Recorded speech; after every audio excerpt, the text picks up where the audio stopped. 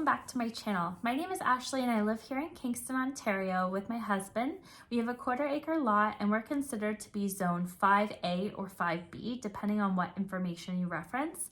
And I wanted to make another video that kind of piggybacked off of the video that was just posted on our channel about our 2022 layout plans for the garden, because we didn't touch on what we were going to be planting in our flower garden and alongside our leafy greens in the U-shaped garden that we have in the backyard.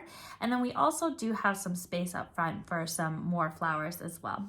So I wanted to go over the couple of different varieties that we were planning to be planting this year, and we're pretty excited about them because we'll be starting a lot of them from seed.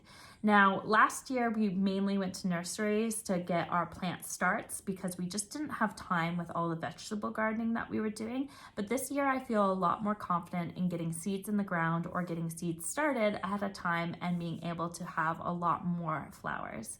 So if you like these kinds of videos, this is kind of like a seed haul, answering a couple questions I get frequently asked about what we can plant, what we can't plant. And hopefully this is just a great resource for you and inspires you to maybe plant some of these varieties in your own garden. Now, I don't have any of these in any particular order, but I do want to touch on a couple things that I do get asked. The number one question is, where do you get your seeds and how do you choose what varieties to plant? And while I do have a couple tips and tricks, it really is dependent on what you want and what you enjoy. So my best advice is go to some of your local seed stores or hardware stores because they do have a lot of their seed stands already up, and well, there's a lot of gardeners, so some of the varieties go pretty quickly, or some of the varieties are limited runs, so you may only see a couple packages per one that you might be interested in. So that's my first tip. My second tip is save your own seeds. So I have a variety that we've picked from last year from our own garden and a couple that we've had from public places. Now, I don't suggest the public places unless you have permission. And so I had actually asked one of the workers at an LCBO and took some chive seeds from their plants. She said I could take one head, and that's what I've done here. But the rest of these are actually from our own garden. So we have verbena, we have forget-me-nots, we have marigold, we have Egyptian walking onions, and we just have a flower mix. This came from our wildflowers that we had planted in the previous years.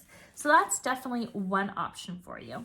The second option is getting commercially available seed packages. And now I've sorted them in the different companies we've received them from.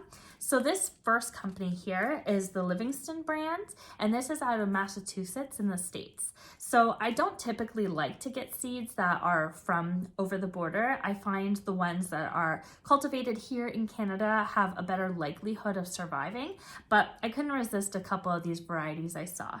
These ones were purchased from PV Mart, which is a kind of farming tractor supply type store. So that's another option that you can check out. So we grabbed some Joseph Coat Amaranth. We've also got some giant cactus zinnias. So those were the only two that we grabbed as far as flowers, but we did grab a couple corn varieties from this company as well. And now I did just say that we don't typically get over the border, but we definitely support MI Gardener. He has tons of great seed options, but as well, he just provides us with a ton of information. So we really like supporting his company. So we have Lemon Queen Sunflower, Edible Chrysanthemum. I can't really pronounce that the greatest. Sorry if I butcher any of the terms here. We have 3 packages of these white bachelor buttons. We have 5 packages of these white clover. We have Sunspot Dwarf Sunflower, Red California Poppies, Black Tip Ornamental Wheat, 2 different varieties of straw flowers, and then a salvia, a John Wart's variety. So those are ones that we purchased from over the border, but the rest of the seeds you'll see are actually Canadian companies, and I'll explain where we got them and where they're based out of. So the first one is very, very popular. It's Osc Seeds, so Ontario Seed Company. They're available online and have been supplying Ontarians for really, really long. So we're excited to try a lot of these varieties. So we have the Double Shirley Poppy Mix.